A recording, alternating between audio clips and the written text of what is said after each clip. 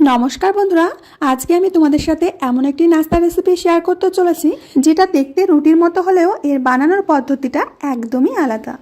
যদি আপনারা একই রকম রুটি পরোটা খেতে খেতে একদম বিরক্ত হয়ে গেছেন, তাহলে এই নাস্তা রেসিপিটা একবার ট্রাই করুন। এর জন্য আলাদা করে কোনো রকম রুটি তরকারিও বানাতে হবে না, আর এটা ঝটপটই তৈরি হয়ে যায়। এটা আপনারা বাচ্চাদের টিফিনেও দিতে পারেন বা কোথাও বেড়াতে গেলে সাথে করে নিয়ে যেতেও পারেন, আর এটা অনেক সময় ধরে সফট আর ফ্রেশ থাকে।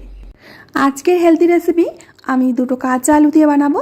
এর জন্য দুটো আলুর খোসা আমি ছাড়িয়ে খুব ভালো করে ধুয়ে নিয়েছি। এখন নিয়েছি এরকম ছোট একটা গ্রেটার। এই গ্রেটারের সাহায্যে আলুগুলো আমি গ্রেট করে নেব। আলু গ্রেট করে সরাসরি জলের মধ্যে রাখলে আলুগুলো লাল হয়ে যাবে না। সমস্ত আলুগুলো আমি গ্রেট করে নিয়েছি। এখন জল পাল্টে পাল্টে খুব ভালো করে গ্রেট করা আলুগুলোকে ধুয়ে নিতে হবে।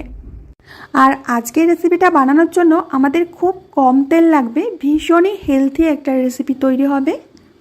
এটা তোমরা সকালের ব্রেকফাস্টেও রাখতে পারো, বাচ্চাদের টিফিনে দিতে পারো, অফিসের টিফিনে দিতে পারো, বা কোথাও ঘুরতে গেলে সেখানেও সাথে করে নিয়ে যেতে পারো।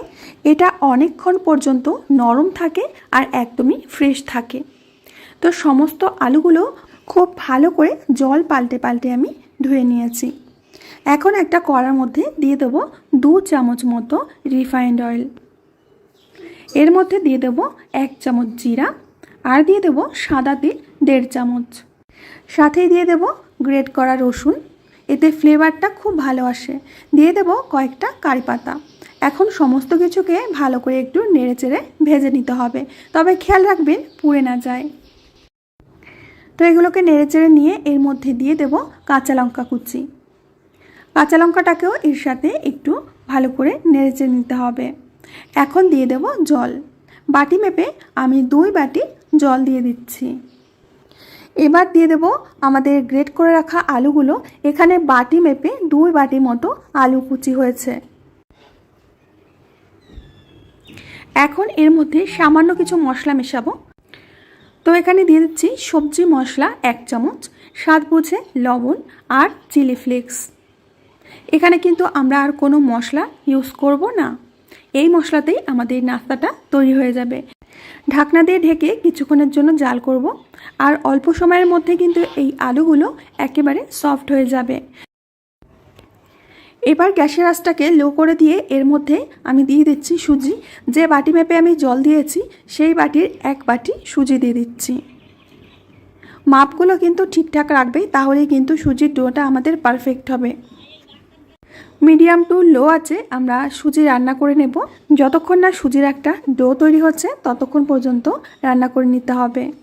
তবে এখানে সুজি, আলু আর জলের পরিমাণটা ঠিকঠাক রাখবে। এখন দিয়ে দিচ্ছি ধনেপাতা কুচি। ধনেপাতাটাকে খুব ভালো করে সুজির ডোয়ের সাথে মিশিয়ে নেব। দেখতেই পাচ্ছেন বন্ধুরা, ডো আমাদের একেবারে রেডি। এখন নামিয়ে নেব।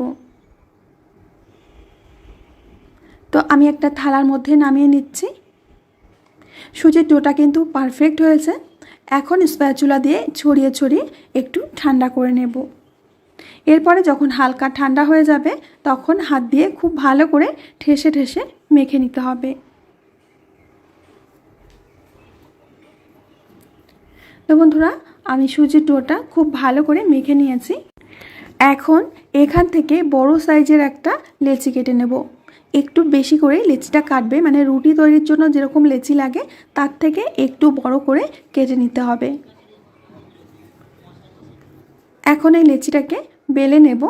প্রয়োজন পড়লে এখানে একটু গুঁড়ো ময়দা বা আটা ছিটিয়ে বেলতে পারো। বেশি মোটা না, আবার একদম পাতলা না, সেইভাবে রুটিটাকে বেলে নিতে হবে। এবার একটা বাটির সাহায্যে আমি রুটিটা কেটে নিচ্ছি সমান করে। এতে করে প্রত্যেকটা নাস্তা একই রকম হবে, দেখতেও সুন্দর লাগবে। তো একটা রুটি আমি বেলে নিয়েছি। তবে বন্ধুরা, এই রুটি ভাজার কিন্তু একটা টিপস আছে, সেই টিপসটা মেনে কিন্তু রুটিটা ভাজতে হবে, না হলে এটা ভাজার সময় ভেঙে যাবে। তো তোমরা ভিডিওটা দেখতে থাকো, তোমরা অবশ্যই বুঝতে পারবে। তো একে একে প্রত্যেকটি রুটি আমি কেটে নিচ্ছি এইভাবে। যাতে করে আমার ভাজতে সুবিধা হয়, মানে ভাজা বেলা একসাথে একটু সমস্যা হয়ে যাবে, এর জন্য আমি একসাথে অনেকগুলো রুটি বেলে নিয়েছি। আর এক বাটি সুজিতে আমার প্রায় 10 থেকে 12টা রুটি তৈরি হয়েছে। এখন একটা শুকনো তাওয়া ভালো করে গরম করে নিয়ে এর উপরে একটা রুটি দিয়ে দেব। গ্যাসের আঁচটাকে মিডিয়ামে রাখতে হবে, আর এইভাবে তাওয়াটাকে নাড়িয়ে প্রথমে হালকা করে তারপরে উল্টে দিতে হবে রুটিটাকে। এপাশ ওপাশ করে খুব ভালো করে প্রথমে রুটিটাকে সেঁকে নিতে হবে। যখন রুটি ভালোভাবে সেঁকা হয়ে যাবে তারপরে হালকা করে এইভাবে তেল ব্রাশ করে দিতে হবে। এক পাশে তেল ব্রাশ করে উল্টে দিয়ে অন্য পাশেও একইভাবে তেল ব্রাশ করে দিতে হবে। বন্ধুরা, এখানে যদি রুটিটা ভালো করে সেঁকানো হতো তাহলে কিন্তু তেল দেওয়ার সাথে সাথেই এটা আর উল্টানো যেত না, ভেঙে যেত। এর জন্য রুটিটাকে খুব ভালো করে সেঁকে নিয়ে তারপরে তেল ব্রাশ করতে হবে। একটা রুটি আমাদের হয়ে গেছে। একইভাবে প্রত্যেকটি রুটি আমি ভেজে তুলব। আর এই নাস্তাগুলো দেখতে কতটা আকর্ষণীয় লাগছে তোমরা নিজেরাই দেখে বুঝতে পারছো। আর এই নাস্তা বা টিফিনগুলো এতটাই সফট হয় যে হাতে ছোঁয়ার সাথে সাথেই কিন্তু ছিঁড়ে যায়। এইগুলো খাবার জন্য কোনো ডাল সবজি কিছুরই প্রয়োজন নেই, এগুলো এমনি এমনি খেতে দারুণ লাগে। তো আমার প্রিয় বন্ধুরা, আশা করছি আজকের রেসিপিটাও তোমাদের অনেক ভালো লেগেছে। ভালো লাগলে ফ্রেন্ডস ও ফ্যামিলির মধ্যে শেয়ার করে দেবে। আজ আমি এখানেই বিদায় নেব, আবার আসবো নতুন কোনো রেসিপি নিয়ে। সবাই ভালো থেকো, সুস্থ থেকো, সকলকে সুস্থ রেখো।